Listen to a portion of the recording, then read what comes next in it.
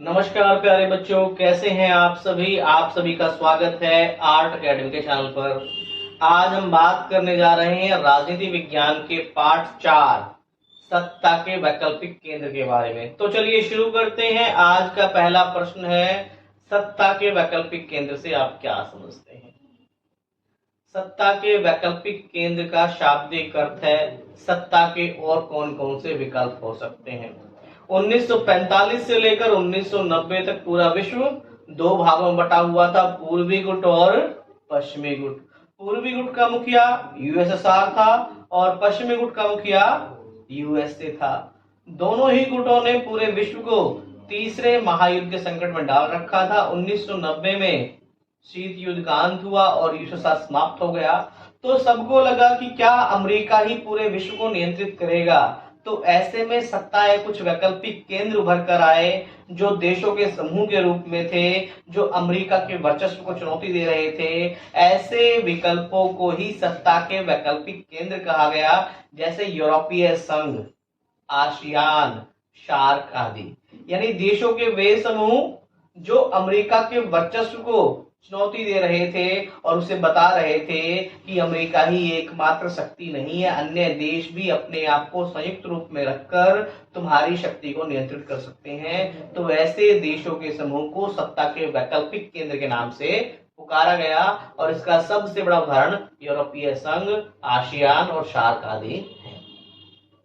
हमारा अगला प्रश्न है, यूरोपीय संघ की स्थापना कब हुई। यूरोपीय संघ की स्थापना 1992 में हुई। अगला प्रश्न है, मार्शल योजना से आप क्या समझते हैं। 1945 में जब सेकेंड वर्ल्ड वॉर समाप्त हुआ तो यूरोप पूरी तरह से तबाह हो चुका था, आर्थिक रूप से पूरी तरह से बेकार हो चुका था। ऐसे में अमेरिका को डर था कि यूरोप में गरीबी फैल जाएगी और गरीबी फैलने के कारण वहां पर साम्यवाद का प्रसार हो जाएगा। तो कम्युनिज्म और साम्यवाद के प्रचार प्रसार को रोकने के लिए वहां के विदेश मंत्री सर जॉन मार्शल ने एक योजना बनाई। इस योजना का उद्देश्य था यूरोप में बहुत बड़े तरीके से, बहुत बड़े स्तर पर आर्थिक निवेश करना, ताकि यूरोप का आर्थिक ढांचा फिर से तैयार किया जा सके।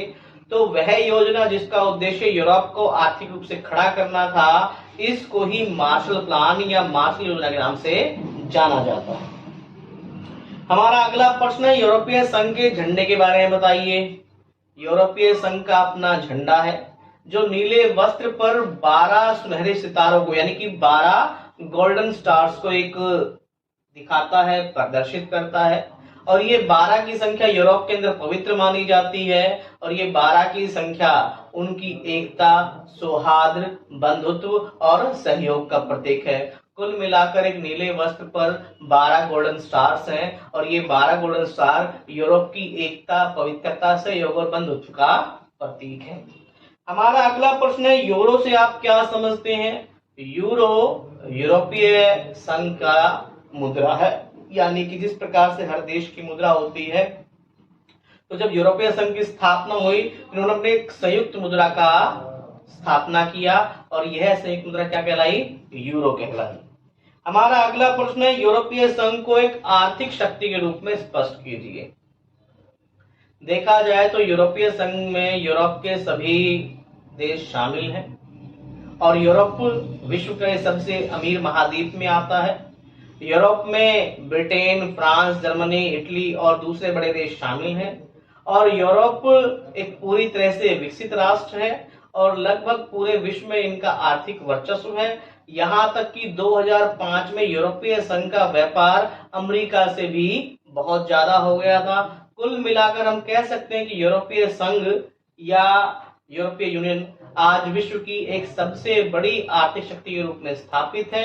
यूरोप के सभी अधिकांश इसमें शामिल हैं और इसका व्यापार अमेरिका से भी ज्यादा हो गया है और उसके अलावा ये पूरे विश्व में एक स्थायी मुद्रा यानी यूरो की स्थापना करते हैं और उसी में व्यापार होता है। कुल मिलाकर यूरोपीय संघ विश्व की एक बड़ी आर्थिक संगठन शक्ति के रूप में स्थापित है। हमारा अगला प्रश्न है, जर्मनी का एकीकरण कब हुआ। जर्मनी का एकीकरण 1990 में हुआ। ईईसी की फुल फॉर्म क्या है। ईईसी की फुल फॉर्म है यूरोपियन इकोनॉमिक काउंसिल। यूरोपीय संघ की सेना को या यूरोपीय संघ की सैन्य शक्ति को स्पष्ट कीजिए। यूरोपीय संघ विश्व की दूसरी बड़ी सैन्य शक्ति रखती है। इसके दो देश ब्रिटेन और फ्रांस के पास वीटो पावर है, वे सुरक्षा परिषद के स्थायी सदस्य हैं। और उसके अलावा ब्रिटेन और फ्रांस के पास 550 से अधिक परमाणु शक्तियां हैं। और उसके अलावा विश्व की दूसरी सबसे बड़ी सेना यूरोपीय संघ के पास है और ये नाटो के भी सदस्य हैं। हम कुल मिलाकर कह सकते हैं कि यूरोपीय संघ एक मजबूत सैन्य शक्ति रखता है। इसके पास बड़ी मात्रा में परमाणु शक्ति है। इसके दो बड़े सदस्य है नाटो में और वीटो पावर में अपना स्थान रखते हैं। इस प्रकार हम कह सकते हैं कि यूरोपीय संघ का सैन्य शक्ति के रूप में एक बड़ा जोरदार प्रभाव है, इसका एक बड़ा स्थान है। हमारा अगला प्रश्न है ईयू की फुल फॉर्म क्या है। ईयू की फुल फॉर्म है यूरोपीय यूनियन। अगला प्रश्न है आसियान की फुल फॉर्म क्या है। आसियान की फुल फॉर्म है association of south east Asian nation. ASEAN की स्थापना कब हुई। आसियान की स्थापना 1967 में हुई, यानी कि आसियान की स्थापना 1967 में हुई। आसियान की स्थापना किन देशों ने की। आसियान की स्थापना 5 देशों ने की, इंडोनेशिया, मलेशिया, थाईलैंड, फिलीपींस और सिंगापुर। हमारा अगला प्रश्न है आसियान विजन 2020 क्या था। आसियान विजन 2020 का उद्देश्य था आसियान संगठन को 2020 तक एक बड़ी आर्थिक महाशक्ति के रूप में स्थापित करना। आसियान की स्थापना 1967 में हुई थी और इसके 5 सदस्यों ने इसकी स्थापना की। बाद में इसके 5 सदस्य और शामिल हो गए। अब फिलहाल आसियान में कुल 10 सदस्य हैं और इनका उद्देश्य था कि आसियान के सभी सदस्य देश अपनी सभी समस्याओं को, सभी विवादों को एक मंच पर बैठकर शांतिपूर्वक हल करें। अपने जितने भी आर्थिक क्रियाकलाप है वे सभी आपस में करें। जहां तक इनके आयात निर्यात का संबंध है वे सब आपस में करेंगे। दूसरे देशों के साथ व्यापार वो तब करेंगे जब वहां पर व्यापार स्थापित नहीं हो पाएगा। उसके अलावा ये सभी अपने आप को आर्थिक, सामाजिक, सांस्कृतिक रूप से एक शक्ति के रूप में स्थापित करेंगे और जहां तक संभव होगा अपने को एक बड़े आर्थिक संगठन के रूप में स्थापित करेंगे। और इनका उद्देश्य विजन 2020 के अंदर अपने आप को 20 गुना अधिक आर्थिक शक्ति के रूप में स्थापित करना था। आसियान झंडे की व्याख्या कीजिए। आसियान झंडा नीले वस्त्र पर 10 धान की बालियां दिखाता है और ये 10 धान की बालियां आपस में एक धागे से बंधी हुई है, जिसका अर्थ है कि आसियान के सभी 10 देश प्रेम, एकता और शांति के सूत्र में आपस में बंधे हुए हैं, जो एक दूसरे के विकास के लिए साथ मिलकर कार्य करेंगे और सदैव एक दूसरे को प्रोत्साहन देंगे। यानी कि आसियान का झंडा नीले वस्त्र में 10 धान की बालियां हैं और ये 10 धान की बालियां आपस में बंधी हुई हैं एकता के सूत्र से। हमारा अगला प्रश्न साफ्टा की फुल फॉर्म क्या है। SAFTA, south Asian free trade area. South Asia free trade area. अगला प्रश्न है भारत ने पूर्व की ओर चलो नीति का अनुसरण कब किया। 1990 में भारत पूरी तरह से दिवालिया हो चुका था। उस समय 1991 में भारत ने नई आर्थिक नीति अपनाई। उस नई आर्थिक नीति के तहत 1991 में भारत ने फैसला किया पूरब की ओर चलो नीति का। इसका अर्थ है कि भारत अन्य देशों से व्यापार करने के बजाय पूर्व के देशों की ओर व्यापार को प्रोत्साहन करेगा। इसका उद्देश्य था अपने आसपास के पूर्वी देशों आर्थिक संबंधों को मजबूत करना। तो 1991 में भारत ने पूर्व की ओर चलो नीति का अनुसरण किया। हमारा अगला प्रश्न है चीन ने ओपन गेट पॉलिसी या मुक्त द्वार की नीति कब शुरू की। चीन ने ओपन गेट पॉलिसी 1978 में अपनाई। हमारा अगला प्रश्न है चीन एक महाशक्ति के रूप में स्पष्ट कीजिए। चीन विश्व का एक सबसे मजबूत देश है। 1978 के बाद चीन में बहुत तेज गति से आर्थिक वृद्धि हुई। चीन ने बैकयार्ड कारखाना पॉलिसी का प्रयोग किया, जिसका अर्थ था प्रत्येक घर में घर के पीछे कारखाना पत्ती लगाई जाएगी, जिससे बड़ी मात्रा में वहां चीजों का वस्तुओं का उत्पादन हुआ।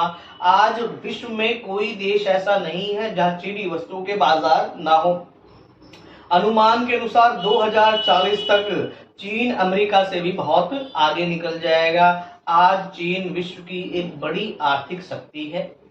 चीन के पास वीटो पावर है और उसके अलावा चीन अपने मन चाहे तरीके से कार्य करता है। वो किसी देश का दबाव नहीं मानता है। उसने अपने खुद के बड़े बड़े उद्योग और बड़े बड़े प्लांट स्थापित किए हैं और वो आयात के बजाय दूसरे देशों को अधिक से अधिक निर्यात करता है और उसने बड़ी मात्रा में विदेशी पूंजी भंडार एकत्र कर लिया है। हम कह सकते हैं कि चीन एक बहुत बड़ी आर्थिक शक्ति है और जो विश्व के सभी बड़े देशों को, यहाँ तक कि अमेरिका को भी टक्कर दे रही है। इसलिए चीन एक महाशक्ति के रूप में विकसित हो रही है। हमारा अगला प्रश्न है, चीन में साम्यवादी क्रांति कब हुई? चीन में माओ के समय में 1949 में साम्यवादी क्रांति हुई।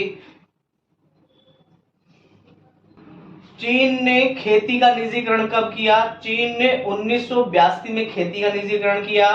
चीन ने उद्योगों का निजीकरण कब किया? चीन ने उद्योगों का निजीकरण 1998 में किया। SEZ की फुल फॉर्म क्या है? SEZ की फुल फॉर्म है स्पेशल इकोनॉमिक जोन। अगला प्रश्न है, चीन के साथ भारत के संबंधों की व्याख्या कीजिए। चीन भारत का पड़ोसी देश है।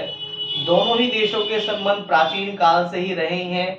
भारत 1947 में आजाद हुआ और चीन 1949 में।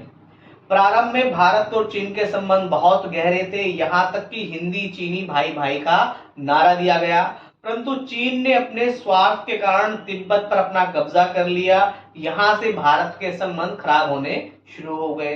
कुछ समय के पश्चात चीन ने भारत के नागालैंड, अरुणाचल और नेपाल जैसे क्षेत्रों पर कब्जा करना शुरू कर दिया, जिससे भारत और चीन के बीच सीमा विवाद बना। उसके बाद चीन ने लगातार भारत पर आरोप लगाया है कि भारत चीन की भूमि कब्जा रहा है, जबकि इसके विरुद्ध चीन ने ही भारत की भूमि पर कब्जा किया है। उसके अलावा 1962 में चीन ने भारत पर बिना बताए आक्रमण कर दिया, जिससे भारत को बड़ी क्षति झेलनी पड़ी। उसके बावजूद चीन और भारत लगातार संबंधों को सुधारने का प्रयास कर रहे हैं, परंतु बार बार यह भी देखने में आया कि चीन के द्वारा ही आक्रामक कार्यवाही की जाती है। बार बार पुल, सड़कें और अन्य चीजों का विकास किया जाता है और वही भारत के सीमा क्षेत्रों में। हालांकि यूएन के माध्यम से भारत ने कई बार चीन को चेताने का प्रयास किया, परंतु चीन अपनी चीजों से बाज नहीं आया है। जबकि भारत लगातार आर्थिक सामाजिक रूप से चीन का सहयोग करता है और यहाँ तक कि चीन को जो वीटो पावर प्राप्त हुई थी, भारत की वोट सही प्राप्त हुई थी, परंतु चीन ने कभी भारत को सहयोग करने का प्रयास नहीं किया है। हम कह सकते हैं कि भारत और चीन के संबंध जहां तक है अच्छे नहीं हैं। हालांकि भारत ने कई बार चीन के साथ संबंधों को सुधारने का प्रयास किया है, परंतु चीन ने अपनी तरफ से कभी भी संबंधों को नरम करने का प्रयास नहीं किया है। आने वाले समय में हाल में भी चीन ने भारत के कई स्थानों पर अपना कब्जा करने का प्रयास किया है, जिससे हम कह सकते हैं कि वर्तमान में भारत और चीन के संबंध सामान्य नहीं है। चीन बार बार सीमा क्षेत्र का उल्लंघन कर रहा है, जिससे भारत और चीन के संबंधों में खटास पड़ रही है। तो प्यारे बच्चों, आज के लिए इतना ही। आज हमने बात की सत्ता के वैकल्पिक केंद्र के बारे में, जिसके अंदर दो मुख्य संगठन थे। नंबर 1 EU यानी कि यूरोपियन यूनियन, नंबर 2 आसियान और तीसरा है चाइना। ये तीन बड़ी चीजें हैं, यानी कि यूरोपीय संघ, आसियान और चाइना आने वाले समय में या फिलहाल अमेरिका को चेतावनी दे रहे हैं और अपने आप को सत्ता के विकल्प के केंद्र के रूप में स्थापित कर रहे हैं। तो प्यारे बच्चों, आज के लिए इतना ही। धन्यवाद।